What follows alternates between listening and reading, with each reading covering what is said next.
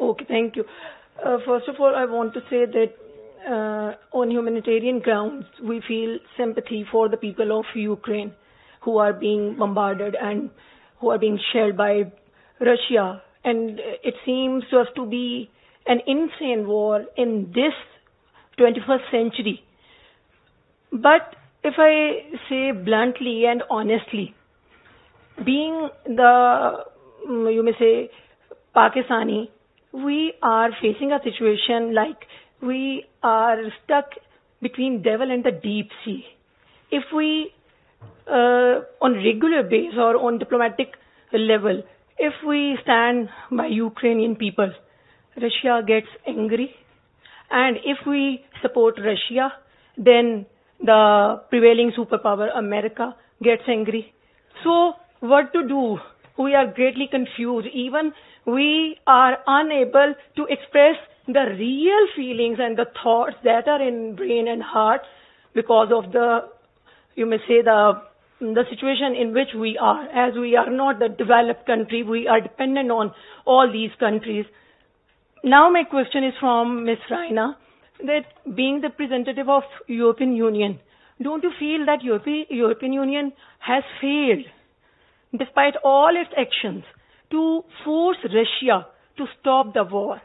And as a result, European Union has failed to save especially the underdeveloping countries like us, to save us from the starvation, as Dr. Pervez Hoodbhai was saying, starvation and the exploitation that we are facing and the crisis that we are facing in form of the petroleum prices increase. That is a major, you may say, problem for us, for the people of underdeveloping countries. So don't you feel European Union has not been successful in playing its part completely because Russia has not stopped the war? What do you say? Before giving away the microphone, just one remark that when listening to you, I would say, please do not think so much about your international alliances or the view of the others of you. Think about principles.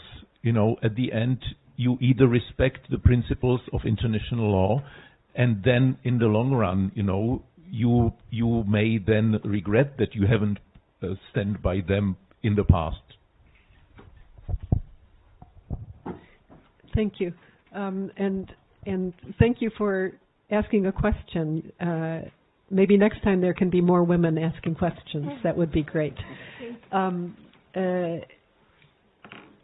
To add to what my Czech colleague just said, it's a bit curious for me, given that Ukraine is quite a large country with a larger and more powerful neighbor, and there are certain parallels that one can draw to this part of the world as well.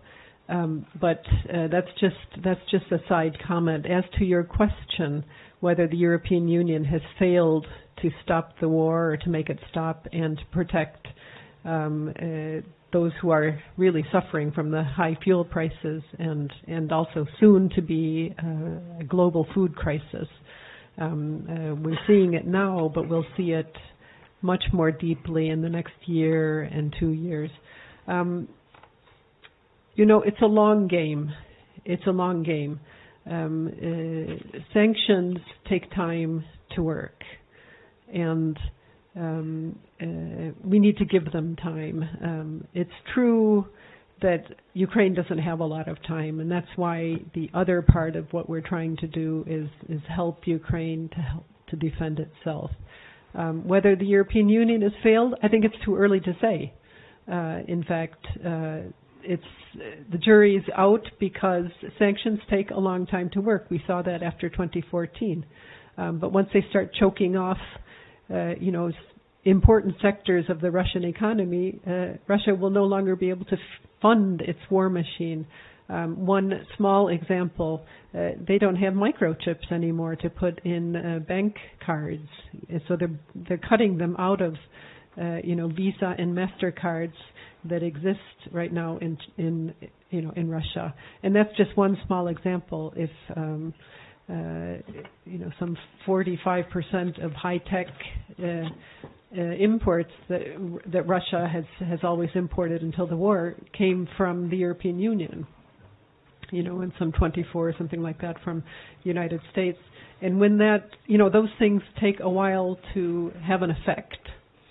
So, no, we haven't succeeded in stopping the war. The only ones who can actually stop that war are the Ukrainians, who are doing their damnedest to do that. And we're trying our best to help them do that. So, we're on 155 days of war today, I think. It's long. It's over 5 months, but we need to stay the course. We've run out of time, but we will take just